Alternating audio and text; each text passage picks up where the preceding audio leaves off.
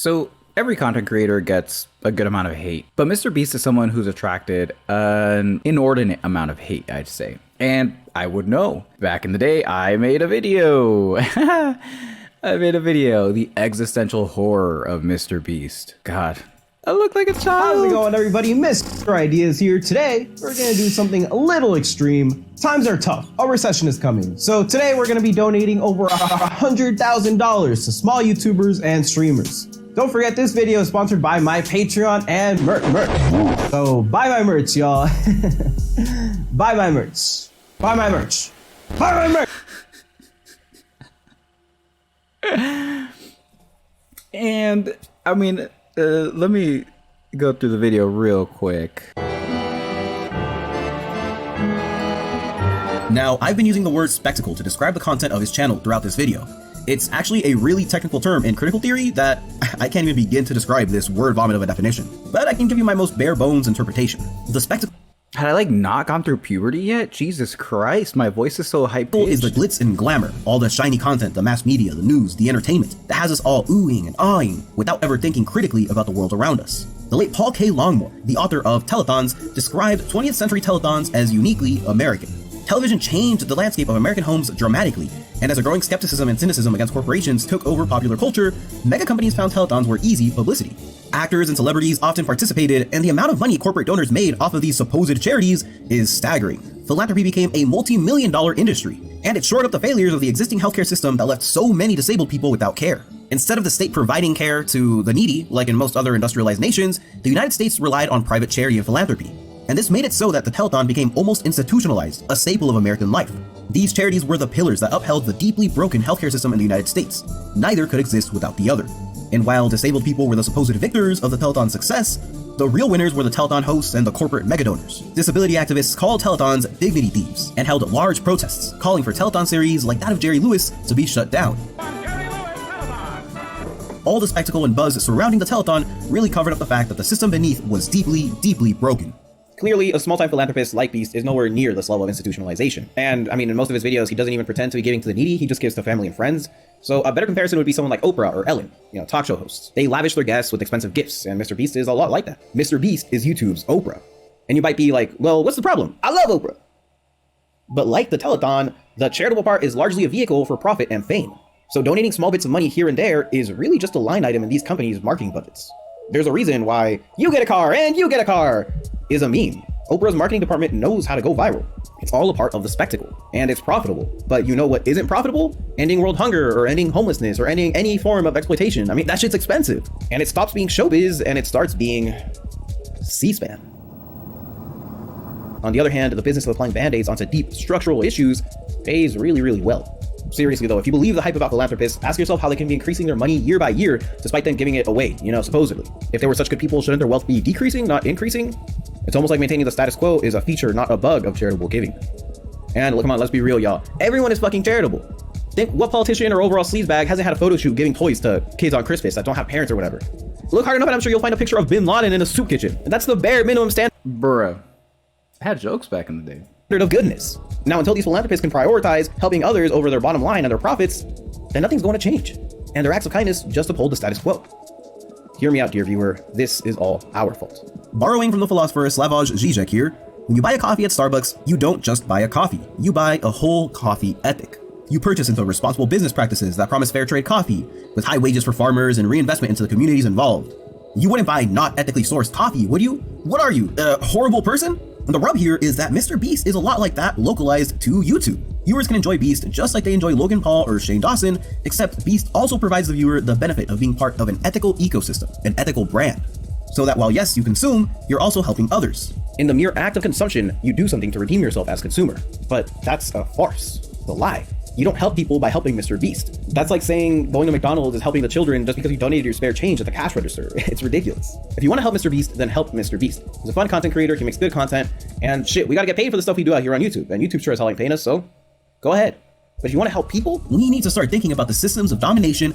Okay. The topic focuses around MrBeast, but it's not really about MrBeast. It's about the role, nonprofits and charitable donations play in the system and how they don't really do anything to be subversive. Instead, they kind of uphold that status quo. and that there's nothing inherently special about what MrBeast is doing. I mean, I still agree with that. And actually, MrBeast has kind of gotten more institutionalized over the past 3 years. Like, now there's videos of him fucking giving shoes to kids in Africa. Like, that's like classic nonprofit stuff, you know? So he's kind of gotten not worse necessarily, but he's definitely becoming more and more of a caricature of what we think of when we think of like nonprofit giving. But he's also put out some like crazy fun videos, like that Squid Game shit.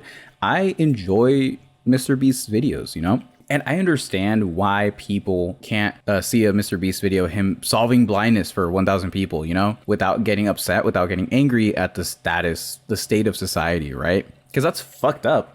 That's an operation that exists, that can be done and help millions of people see, and we just don't do it because we live in a privatized healthcare system. But most normal people see that video and they don't get angry. And I think as people who are more politically aware, we have to be aware that people see that video and their heart warms up and they're like, oh, MrBeast, you're such a good person. And let's admit, you know, MrBeast doing philanthropy is a million times better than him being some fucking tech CEO or whatever the fuck, you know? At least he is helping people. He helped those 1,000 people, right? And the people criticizing him, me included in this video, I've never helped somebody fucking see. I've never cured blindness, bro. There's a sentiment, I feel like, in a lot of like politically progressive, socialist, leftist spaces that it's like, I feel like people love shitting on cultural icons. And I don't know if it's like simple contrarianism or just wanting to be edgy, but people love shitting on like stuff loved by the masses. I love it. I clearly was a massive fucking hater making this video. As I've grown up a little bit, right, 3 years later, looking back, I mean, using someone like MrBeast as a jumping off point to critique society is totally reasonable. But just hating on MrBeast himself feels incredibly counterproductive to me. Because people love MrBeast. Because he does help people. And his helping people is a business. And it doesn't do anything to alleviate the underlying conditions that cause there to be people that need help in the first place. It's all business. But he does help people. And people respect him. He's a revered person of the community. And I think maybe, you know, we spend a lot of energy and effort just kind of like trying to tear down these icons when it's a little counterproductive, you know, especially since I feel like MrBeast isn't the worst out of the bunch. I saw this horrible fucking video. Let me see if I can find it. It's the guy that like stares at people in LA. Excuse me. I have no money. Excuse me. I said I have no money. I don't need no money. I just need a little bit of gas. Just my car. I'm not giving no money to nobody, okay? I work every day, okay? I'm not the problem solver. I'm sorry, I can't help you. My car. That's a pretty reasonable reaction, I'll be honest. Maybe she's being a little abrasive, but that's a very reasonable reaction to someone asking you for money. Not everyone can be the problem solver, like she said, right? And I mean, you can hear kind of like the pain and the stress in her voice. Like, I don't see her here as like a bad person, which is what the video is going to paint her out to be. She's just someone that's a working person that's fucking stressed and clearly has ran out of empathy for people, and she's not the problem solver. I ran out of gas around the corner. Hey, that's your issue. I can't help you. My car. That's your issue. I can't help you. Bam, that's it, you know? That's what society does. It fucking grinds out all the empathy from you.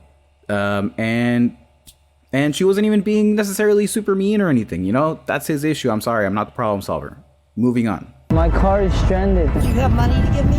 No. Can you please help me? Give me your mom. I don't have $1 to give. Oh, her, that's the one they painted as a Just little gas I'm asking. You drive a good car. And you know how I got that good car?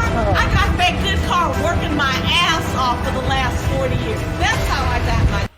And there's probably facts. Like, she doesn't look like some fucking rich ass person. It's just a regular ass person that probably worked a normal ass job and financed a car. Like, and that's what the system does, right? It creates like these bitter people that are tired and don't feel like helping. It's not ideal, but look at how this video paints them. I worked hard. I had to take care of my family, my friends. Are you gonna help me, mama? And her, look, an amazing person that's like actually giving to someone she thinks is in need, right? That's amazing. That's good for her. That doesn't necessarily mean everyone else is like villainous or anything. Thank you so much, mijo. But look, Oh, no, mijo, no Thank you saques, so no. she's like about to cry that she's even receiving the money, right? She's someone that still has a little bit of empathy left in this cruel, cruel fucking world. And the camera pans back to the other lady. So you can see her reaction, her fucking misery that she didn't get the cash. Another stack to her. I give you from my heart, baby. Excuse me. That is exploitative. That is MrBeast shit, but way, way worse, right? That is a figure I can get behind and being like, that is like negative, spiteful content that really serves no fucking purpose. At least with the MrBeast shit. If you turn off your brain for a little bit, you can enjoy the wholesomeness, right? Now, as we talked about, it serves a very specific purpose, not going to solve any fundamental issues. It's not going to solve any fundamental issues. It's just business. But that is actually fucking harmful. And for better or for worse, MrBeast is not that.